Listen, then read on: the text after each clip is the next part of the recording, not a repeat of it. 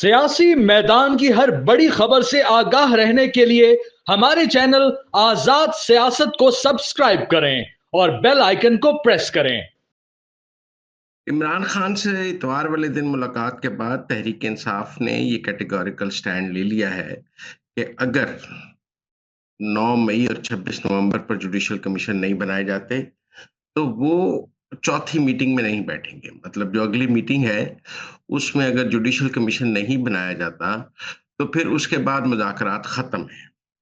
अब क्या हुकूमत तहरीक इंसाफ के गन पॉइंट पर मीटिंग ये बना लेगी जुडिशल कमीशन? एक अमूमी राय तो ये है कि नहीं बनाएगी और इतलात भी यही है कि नहीं बनाया जा सकता। 9 मई पर तो जुडिशल कमीशन बनाने का कोई सवाल है ही नहीं, मुकदमात अदालत में है। चालान सबमिट हो चुके हैं, चार्ज फ्रेम हो चुके हैं, कुछ मुल्ज़मान को सज़ाएँ हो चुकी हैं। तो इस स्टेज पर जुडिशल कमीशन बनाने का मतलब है कि वो सारा प्रोसेस अनडू हो गया। जो सज़ाएँ हैं वो ख़त्म हो गई, जो चालान सबमिट हुए थे वो ख़त्म हो गए, जो चार्ज फ्रेम हुए थे वो ख़त्म हो गए। तो ये सब कुछ अनडू होकर असर नौ एक तफ्तीश जुडिशल कमीशन के तहत शुरू हो जाएगी। मेरे ख़्याल में वो तो कानूनी और आईनी तौर पर भी मुमकिन नहीं कि जिन मुकदमात के चालान पेश हो चुके हों, तफ्तीश मुकम्मल हो चुकी हो, जिनमें चार्ज फ्रेम हो चुका हो, उस स्टेज पर जाकर जुडिशल कमीशन बनाया जाए। ये बात मुझे मुमकिन नज़र नहीं आती है। ये कानून के तहत मुमकिन नहीं है। ये तो दोबारा तफ्तीश वाली बात है, न्यू इन्वेस्टिगेशन वाली बात है। चालान सबमिट होने के बाद, एक दफ़ा चालान सबमिट हो जाए, उसके बाद दोबारा तफ्तीश की इजाज़त नहीं है। उसके बाद जो होना है ट्रायल में होना है। तो 9 मई के तो ट्रायल में अगर पीटीआई के पास कोई फ़ॉल्स फ्लैग ऑपरेशन के सबूत मौजूद हैं, तो वो जाके ट्रायल में पेश कर दें। उसमें जुडिशल कमीशन में भी तो उन्होंने सबूत पेश करने ही है ना। ये ऐसे ही है जैसे 35 पंचर के सबूत वो अदालत में पेश नहीं कर सके थे। फ़ॉल्स फ्लैग ऑपरेशन के सबूत तहरीक इंसाफ ने पेश करने हैं। ये तहरीक इंसाफ का जज अपनी जुडिशल कमीशन बन गया। जज साहब बैठ गए। जज साहब कहाँ से फ़ॉल्स फ्लैग ऑपरेशन के सबूत लेके आएँगे? तहरीक इंसाफ उनको देगी ना, जैसे धांधली के कमीशन में 35 पंचर के सबूत इमरान खान ने देने थे और वो नहीं दे सके। ऐसे ही 9 मई एक फ़ॉल्स फ्लैग ऑपरेशन है, इसके सबूत तहरीक इंसाफ ने देने हैं। अब वो जो ट्रायल है उसमें भी दे सकते हैं जाकर और जुडिशल कमीशन में भी दे सकते हैं। मेरे राय में उनके पास कोई सबूत है ही नहीं फ़ॉल्स फ्लैग ऑपरेशन के, ये एक सियासी बयानिया है। लिहाजा लेकिन कानूनी और आईनी तौर पर 9 मई पर जुडिशल कमीशन मुमकिन नहीं है। 26 नवंबर के जुडिशल कमीशन पर ज़रूर बात हो सकती है। आईनी और कानूनी तौर पर 26 नवंबर पर जुडिशल कमीशन अभी मुमकिन है। लेकिन सवाल उसके टीओआर's पर होगा। हुकूमत चाहेगी कि उसके हक के टीओआर's हों और पीटीआई चाहेगी उनके हक के टीओआर's हों। और 26 नवंबर के जुडिशल कमीशन पर कहीं न कहीं बात हो सकती है, अगर टीओआर's पर बात हो जाए कि पहले चढ़ाई इस्लामाबाद पर किसने की, पहले गोली किसने चलाई, पुलिस वाले किसने मारे, रेंजर्स वाले किसने मारे, ये सब भी उन टीओआर's पर आ जाएँ और उसके बाद कौन होगा जुडिशल कमीशन का सरबराह और आप कहें कि इनके ऊपर जुडिशल कमीशन बना दिया जाए। यकीनन जुडिशल कमीशन के लिए ऐसा नाम होगा जो दोनों पार्टियों को कबूल होगा। तो दोनों पार्टियों को जो कबूल होगा ऐसा नाम मुझे सुप्रीम कोर्ट में तो नज़र नहीं आता। जो नाम हुकूमत प्रपोज़ करेगी वो पीटीआई को कबूल नहीं होंगे, जो पीटीआई कबूल करेगी। तो मुझे लगता है कि जुडिशल कमीशन पर इत्तेफाक हो भी जाए तो जुडिशल कमीशन का सरबराह क्या चीफ जस्टिस को लगाने का इख्तियार दिया जाएगा और हुकूमत खुद नहीं लगाएगी। किसी सर्विंग जज को हुकूमत कैसे लगा सकती है? वो तो चीफ जस्टिस की मशावरत से लगेगा और चीफ जस्टिस किसको जुडिशल कमीशन का सरबराह बनाना चाहेंगे? तो ये भी उसमें बहुत इफ्स एंड बट्स हैं कि कोई ऐसा जुडिशल कमीशन का सरबराह बन जाए जो पीटीआई को काबिल कबूल ही ना हो, तो फिर जुडिशल कमीशन बनाने का सारा प्रोसेस ही खत्म हो जाएगा क्योंकि फिर पीटीआई उस जुडिशल कमीशन का बायकॉट कर देगी। तो ये खाली जुडिशल कमीशन बनाना आसान नहीं है। मतलब मुझे 26 नवंबर पे जुडिशल कमीशन नज़र आता है, वो हुकूमत के मफाद में भी है। वो पीटीआई की एक वीक विकेट है। लेकिन उस जुडिशल कमीशन में पीटीआई ने देखे ना जी पीटीआई कहती है 13 बंदे मर गए। पीटीआई के कहने पे तो कोई यकीन नहीं करेगा। वो 13 लवाहिकीन पीटीआई ने लेकर आने हैं, जो आकर जुडिशल कमीशन में कहें। ज़ख्मियों को भी लेके लवाहिकीन या उनको लाना है कि हम पे गोली किसने चलाई। और इसी तरह हुकूमत भी पेश करेगी जो सिपाही मर गए हैं कि ये सिपाही मरा है, इसकी गोली से मरा है, ये रेंजर्स वाले इनसे मरे हैं, ये पहले गोली इसने चलाई, इनके पास यहाँ पे असला मौजूद था। इसके सबूत ज़्यादा हुकूमत के पास हैं या ज़्यादा पीटीआई के पास हैं? मेरे ख्याल में ज़्यादा हुकूमत के पास हैं। लिहाजा मुझे लगता है कि अगर जुडिशल कमीशन बनाने पर इत्तेफाक हो भी जाए तो आगे जाके इख्तिलाफ होने के बहुत गहरे चांसेस हैं। ये कोई इतना आसान काम नहीं है। पीटीआई को अंदाजा है कि उसने धांधली पर जुडिशियल कमीशन बनवा के उसे कुछ नहीं मिला था। जब तफ्तीश हुई थी तो वो पकड़े गए। वो सियासी बयानी के तौर पे तो चाहते हैं, लेकिन जब बनने भी लगेगा तो वो इस पर इत्तेफाक नहीं करेंगे, क्योंकि इसमें पीटीआई का नुकसान है। वो नहीं साबित कर सकते जो बयानिया उन्होंने बनाया हुआ है।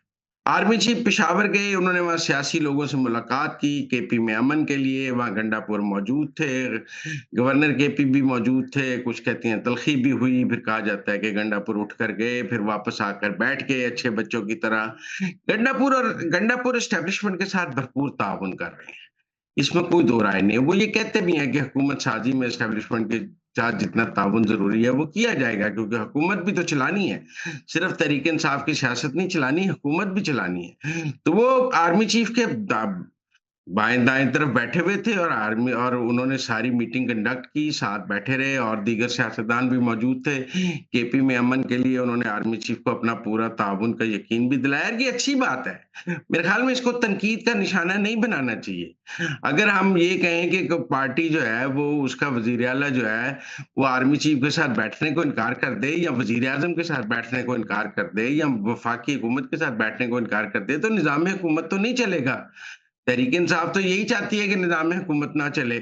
मेरे ख्याल में इस बात पर गंडापुर को क्रिटिसाइज़ करने की बजाय उनकी तारीफ़ करनी चाहिए कि वो आर्मी चीफ के साथ बैठे हैं, उन्होंने केपी में अमन के लिए ताउन करने को तैयार हैं, वो अमन पर सियासत करने को नहीं कर रहे। उनके ख्याल में अमन के लिए फ़ौज का ताउन नागज़ीर है, और वो फ़ौज के साथ ताउन करना चाहते हैं। हाँ, यकीनन ये बात इमरान खान को और उनके जो यूट्यूबर्स हैं उनको तो पसंद नहीं होगी। वो तो जो फ़ौज के खिलाफ बयानियाँ बना रहे हैं, गंडापुर उस बयानिए की नफ़ी कर देते हैं जब वो आसिम मुनीर के साथ बैठे हुए हैं। जो बयानियाँ पीटीआई ओवरसीज़ फ़ौज के खिलाफ बनाती है, आसिम मुनीर और गंडापुर की जो वीडियो और तस्वीर है, वो सारे बयानिए के मुँह पर चपेड़ है। वो सारे बयानिए को ज़मीन-बोस कर देती है जब गंडापुर जो है वो आसिम मुनीर के साथ बैठे होते हैं। तो ये जो यूट्यूबर्स बयानियाँ बनाते हैं, उनकी तो सियासी मौत हो जाती है, उनके लिए तो उनका तो रोज़गार ख़त्म हो जाता है। अगर पीटीआई और फ़ौज ताउन करने लग जाएँ, तो ये यूट्यूबर तो भूखे मर जाएँ। तो अगर गंडापुर और फ़ौज के दरमियान ताउन है, तो इन यूट्यूबर्स के पास तो एक ही बात है ना कि वो इसको तनकीद का निशाना बनाएँ। वो इसको सपोर्ट करेंगे तो उनकी तो दुकान बंद हो जाएगी। लेकिन मेरे ख़्याल में हमें इसको सपोर्ट करना चाहिए, और मेरे ख़्याल में ये एक दुरुस्त कदम है।